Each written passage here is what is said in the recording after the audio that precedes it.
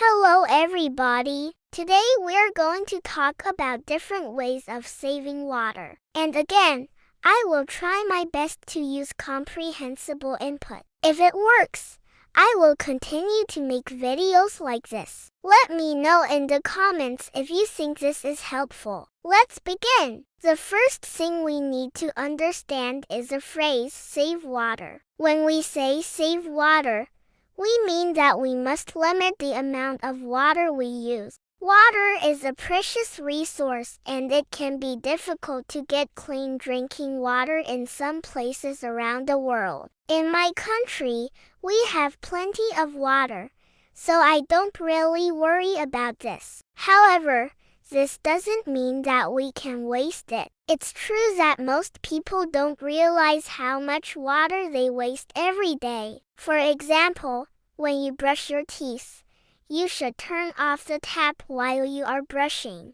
When you wash your hands, you should also turn off the tap while you are washing. These things may seem obvious, but they can make a big difference. Every little bit counts. When we use the phrase save water, we often talk about our homes. We can all do many things to save water at home. We can install devices that don't use much water in our showers and toilets. We can also fix any leaks as soon as possible. A small leak can waste thousands of liters of water every month. Of course, fixing a leak is not easy if you don't know how, but it's always a good idea to call a plumber as soon as possible. We often use save when talking about water, but we can also use another verb, conserve. This verb has a similar meaning to save, but it's a little more formal. When we conserve something, we take care of it and try to keep it for the future. For example, we can say, it's important to conserve water. This is another way of saying it's important to save water. In the previous example, I said, when you brush your teeth, you should turn off the tap while you are brushing.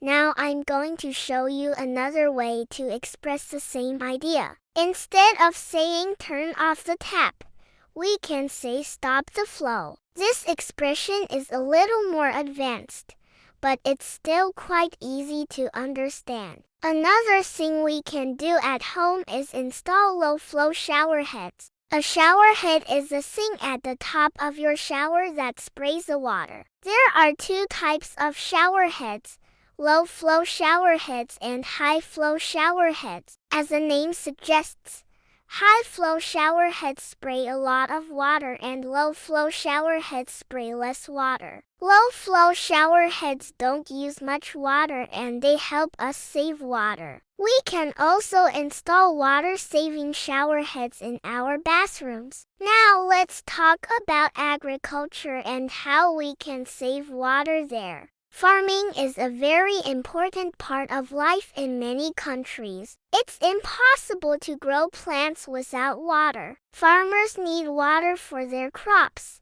but they don't always use the best methods to save water. Sometimes they waste a lot of water. But now there are many new technologies and methods that farmers can use to maximize water. They can use special systems to control the amount of water that their crops get. They can also plant trees near their fields to prevent soil erosion. Soil erosion happens when the soil moves from one place to another because of wind or rain. Trees help prevent soil erosion, so planting trees is a great way to maximize water. Farmers can also use water from other sources such as rainwater or wastewater. Wastewater is water that has already been used by someone else. It might come from a factory or a sewage plant. In some countries, it's clean enough to water plants with it. Saving water isn't only important for the environment, it's also important for our health. When we don't have enough clean water to drink, it can cause many health problems. Dirty water can contain bacteria, viruses, and other harmful things. It can make people sick and even kill them. That's why it's important to save water and keep it clean. We should never dump garbage into rivers or lakes. We should also reduce the amount of chemicals we use in agriculture. Chemicals are substances that we use to kill pests and weeds. They can be very dangerous for humans and animals. They can also contaminate our water. Many countries around the world are taking steps to save water. Governments are passing laws to limit the amount of water that factories can use. They're also investing in new technologies to help people save water. We can all do our part to save water. We can start by making small changes in our daily lives.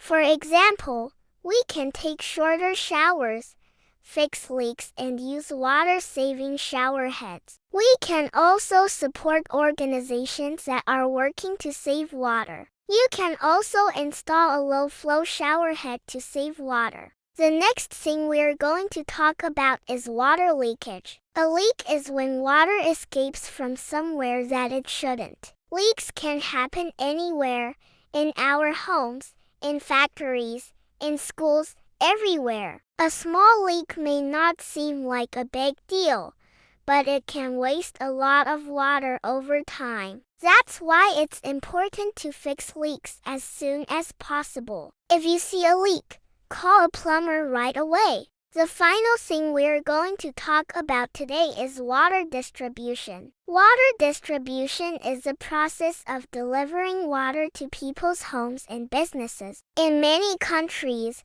this is the responsibility of the government. The government builds pipes and pumps to deliver water to cities and towns. But water distribution can also be a challenge. In some places, there may not be enough water for everyone. In other places, there may be too much water and it can cause flooding. That's why it's important to have a fair and efficient system for distributing water. We need to make sure that everyone has access to clean water. We also need to protect the environment and prevent flooding. I hope you found this video useful. If you did, please hit the thumbs up button and leave me a comment. Let me know what you thought of the video and ask any questions you may have. Remember to subscribe and turn on notifications so you don't miss out on any of my videos. Thank you very much for watching, and I will see you next time.